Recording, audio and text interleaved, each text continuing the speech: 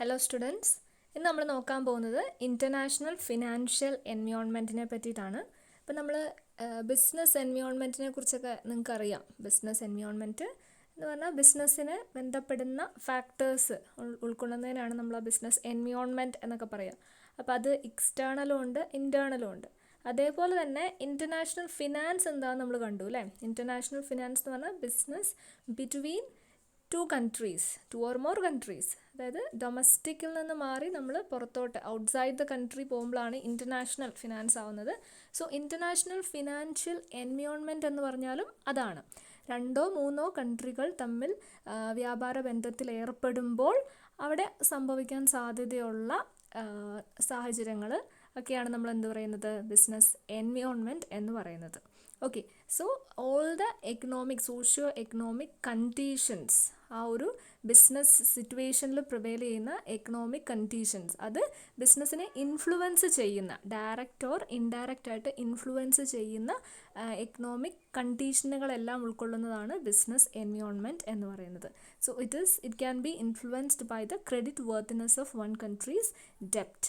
Okay, then an attractive international financial environment is one where investment and economic growth are active or already happening. അപ്പോൾ നമ്മളൊരു international financial environment എന്ന് നമ്മൾ പറയുമ്പോൾ അതിനൊരു criteria അല്ലെങ്കിൽ അതിനൊരു മാനദണ്ഡം എന്താണ്? ഇൻവെസ്റ്റ്മെൻറ്റ് ആൻഡ് എക്കണോമിക് ഗ്രോത്ത് അവിടെ ആക്റ്റീവായിട്ട് നടക്കണം.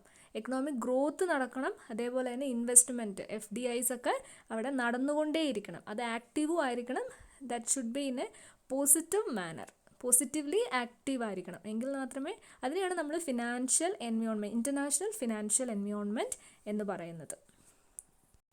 Next we can see what are the risks associated with this international finance.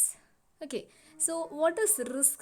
Risk is actually the measurement of probability of loss. നമുക്ക് മെഷർമെൻറ്റ് ഓഫ് ലോസ് എന്ന് പറയാൻ പറ്റില്ല. റിസ്ക് എന്ന് പറഞ്ഞാൽ probability of loss or damage. Risk ഫ്യൂച്ചറിൽ സംഭവിക്കുന്ന കാര്യമാണ്. So we cannot measure it so accurately. എത്ര സംഭവിക്കും നമുക്ക് പറയാൻ പറ്റില്ല, ഇത്രത്തോളം റിസ്ക് ഉണ്ട് എന്നേ നമുക്ക് പറയാൻ പറ്റുള്ളൂ. So this is the measurement of loss or damage, but it is the probability, how probable എന്നാണ് നമ്മൾ റിസ്കിൽ മെഷർ ചെയ്യുന്നത്. അൺസർട്ടിനിറ്റി ആണ് നമ്മളവിടെ മെഷർ ചെയ്യുന്നത്. The chance and possibility that the actual outcome from an activity will differ from the expected outcome normally gives rise to risk. അതായത് നമുക്കൊരു പ്രതീക്ഷയുണ്ട്, ആ പ്രതീക്ഷയ്ക്ക് വിപരീതമായി സംഭവിക്കുമ്പോഴാണ് അവിടെ എന്താവുന്നത്, റിസ്കി ആയിട്ട് മാറുന്നത്. സോ ഈ business is always tends to risk factor ബിസിനസ്സിന് എപ്പോഴും ഉണ്ട്. ഓക്കെ, അപ്പം ആക്ച്വലായിട്ട് ഉള്ള ഔട്ട്കമ്മിനേക്കഞ്ഞും വളരെ വിപരീതമായിട്ട് എക്സ്പെക്റ്റഡ് ഔട്ട്കം വരുമ്പോൾ അവിടെ എന്താണ്, റിസ്ക് സ്വാഭാവികമായിട്ടും ഉണ്ടാവാൻ സാധ്യതയുണ്ട്. സോ ബിസിനസ് എൻവയോൺമെൻറ്റിൽ ഉണ്ടാകുന്ന അല്ലെങ്കിൽ ഇൻ്റർനാഷണൽ ഫിനാൻസിൽ ഉണ്ടാകുന്ന റിസ്ക്കുകൾ ഏതൊക്കെയാണെന്ന് നമുക്ക് നോക്കാം. So different types of risk, that is foreign exchange rate risk, interest rate risk, credit risk, legal risk, liquidity risk, settlement risk and political risk. ഇനി നമുക്കത് ഓരോന്നും എന്താണെന്ന് നോക്കാം. Foreign exchange risk. അപ്പോൾ ഫോറിൻ എക്സ്ചേഞ്ച് റിസ്ക് എന്ന് പറഞ്ഞാൽ നമുക്കറിയാം, കറൻസിയിലോ അല്ലെങ്കിൽ ഏതെങ്കിലും assets, liabilities, operating income or any other accounts, നമുക്ക് അത് നമ്മൾ പഠിക്കുമ്പോൾ ഇൻ്റർനാഷണൽ ഫിനാൻസ് ഒക്കെ പഠിക്കുമ്പോൾ നമുക്ക് BOPയിലൊക്കെ നമുക്ക് ടൈപ്സ് ഓഫ് അക്കൗണ്ട്സ് ഒക്കെ പഠിക്കാനുണ്ട്. പബ്ലിക് അക്കൗണ്ട്, ഒഫീഷ്യൽ അക്കൗണ്ട്സ് ഒക്കെ പറഞ്ഞ അക്കൗണ്ട്സ് ഒക്കെ പഠിക്കാനുണ്ട്. അപ്പം ഏതെങ്കിലും ഒരു കാര്യത്തിൽ അസറ്റ്സിലോ ലയബിലിറ്റീസിലോ കറൻസിയിലോ ഒക്കെ വരുന്ന ഫ്ലക്ച്വേഷൻസിനെയാണ് നമ്മൾ എന്ത് പറയുന്നത്, കറൻസിയിൽ വരുന്ന ഫ്ലക്ച്വേഷൻസിനെയാണ് നമ്മൾ പറയുന്നത് എക്സ്ചേഞ്ച് റേറ്റ് റിസ്ക് എന്ന് പറയുന്നത്. അതെപ്പോഴാണ് സംഭവിക്കുന്നത്, ട്രാൻസാക്ട് ചെയ്യുമ്പോഴാണ് എക്സ്ചേഞ്ച് റിസ്കുകൾ ഒക്കർ ചെയ്യുന്നത്. Uncertainty attached to the exchange rate between the two currencies. അപ്പം അവിടെയും അൺസർട്ടിനിറ്റി ആണ് attached to the exchange rate. ഒരു കറൻസി ഇപ്പം നമ്മൾ രണ്ട് ഇൻ്റർനാഷണൽ കമ്പനികൾ തമ്മിൽ ഡീല് ചെയ്യുമ്പം അതിൽ ഇൻവോൾവ് ചെയ്യുന്ന കറൻസി സെയിം ആയിരിക്കണമെന്നില്ല. നമ്മുടെ ഗ്ലോബൽ കറൻസി ആയിട്ടുള്ള US ഡോളറിൽ തന്നെ ആയിരിക്കണമെന്ന് നിർബന്ധമില്ല. Even if it is in dollar or US dollar, ആ ഒരു എക്സ്ചേഞ്ച് റേറ്റിൽ ചിലപ്പം ഡിഫറൻസ് വരാം. ടൈം പീരീഡ് മാറുന്നതനുസരിച്ച് എക്സ്ചേഞ്ച് റേറ്റിൽ ഡിഫറൻസ് വരാം. അപ്പം നമ്മൾ ഹാർഡ് കറൻസി എന്ന് US ഡോളറിന് പറയാൻ കാരണം എന്താണ്, അത് അധികം ചേഞ്ചസ് വരുത്തില്ല. കൂടുതൽ ഫ്ലക്ച്വേഷൻസ് അത് അലൗ ചെയ്യില്ല. അതുകൊണ്ടാണ് അതിനെ നമ്മൾ ഹാർഡ് കറൻസി എന്നൊക്കെ പറയുന്നത്. എന്നിരുന്നാൽ പോലും മാർക്കറ്റിൽ ഓരോ വ്യത്യാസങ്ങളും ഓരോ മൈന്യൂട്ടായിട്ടുള്ള ഓരോ ഫാക്ടേഴ്സും ഈ ഒരു എക്സ്ചേഞ്ച് റേറ്റിനെ ഡിപ്പെൻഡ് ചെയ്യുന്നുണ്ട്, അല്ലെങ്കിൽ അതിനെ ഇൻഫ്ലുവൻസ് ചെയ്യുന്നുണ്ട്.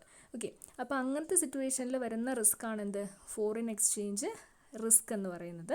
ഇപ്പോൾ ഒരു എക്സാമ്പിൾ പറയുകയാണെങ്കിൽ, ഒരു ബിസിനസ് മാൻ ലോൺ എടുത്തു, $US അയാൾ ലോൺ എടുത്തു. ലോണിൻ്റെ പീരീഡ് എന്ന് പറയുന്നത് 2 to 3 years ആയിരുന്നു. സോ ആഫ്റ്റർ 3 years അന്നേരം അയാൾ ലോൺ റീപേ ചെയ്യുമ്പം അയാൾ എന്ത് ചെയ്യണം, അയാൾ ഈ ഒരു പറയുന്ന ഫോറിൻ എക്സ്ചേഞ്ച് റിസ്കിന് അയാളെ ഇൻഫ്ലുവൻസ് ചെയ്യും. അയാളുടെ ആ loan amount foreign exchange risk ഉണ്ടാവാൻ സാധ്യതയുണ്ട്. കാരണം എന്താണ്, ആ ടൈം പീരീഡ് മാറിയിട്ടുണ്ട്. അപ്പോൾ അയാൾ പേ ചെയ്യേണ്ടത് $US ആണ് അയാൾ എടുത്തത്, and he should pay that amount in $US itself. അങ്ങനൊരു കണ്ടീഷൻ ഉണ്ടെങ്കിൽ he is constrained to this exchange rate risk. അവിടെ ആ റിസ്ക് ഉണ്ട് അയാൾക്ക്. ഓക്കെ, അപ്പോൾ അതാണ് എക്സ്ചേഞ്ച് റേറ്റ് റിസ്ക് എന്ന് പറഞ്ഞാൽ. പ്ലെയിൻലി പറയുകയാണെങ്കിൽ നമ്മൾ കറൻസി മാറ്റുമ്പോൾ കറൻസിയിൽ വരുന്ന ആ ഒരു എക്സ്ചേഞ്ച് റേറ്റിൽ വരുന്ന റിസ്ക്കാണ് ഫോറിൻ എക്സ്ചേഞ്ച് റിസ്ക് എന്ന് പറയുന്നത്. അപ്പം നമ്മൾ കണ്ടിട്ടുള്ള ആർബിട്രേറ്റേഴ്സും ഒക്കെ ഈ ഒരു ഫോറിൻ എക്സ്ചേഞ്ചിൽ വരുന്ന വ്യത്യാസങ്ങളിൽ നിന്ന് എന്താണ് പ്രോഫിറ്റ് എടുക്കുന്ന ആൾക്കാരാണ്. ഓക്കെ, അപ്പോൾ അതിന് നമുക്കൊരു നെഗറ്റീവ് സെൻസിൽ പറയേണ്ട കാര്യമൊന്നുമില്ല. അപ്പോൾ ഇന്ന് ഡോളറിന് 67 രൂപയാണ്, നമ്മളത് ഡോളർ വാങ്ങി കീപ്പ് ചെയ്തു. Then after 2 or 3 days it may shoot up to 70 or 73. Then that investor can take the advantage of this price fluctuation. അപ്പോൾ അവിടെ ഒരു പോസിറ്റീവ് സെൻസാണ്. പക്ഷെ അതേസമയം അത് കുറയുകയാണെങ്കിൽ അതിന് നെഗറ്റീവ് സെൻസാണ്. പക്ഷേ ഈ പറയുന്ന ആർബിട്രേറ്റേഴ്സിൻ്റെ കാര്യമല്ല നമ്മൾ പറയുന്നത്, ബിസിനസ് മെൻമാരുടെ കാര്യമാണ് പറയുന്നത്. അപ്പോൾ അവർ ലോങ് ടേമിലായിരിക്കും ഇപ്പോൾ എടുക്കുക.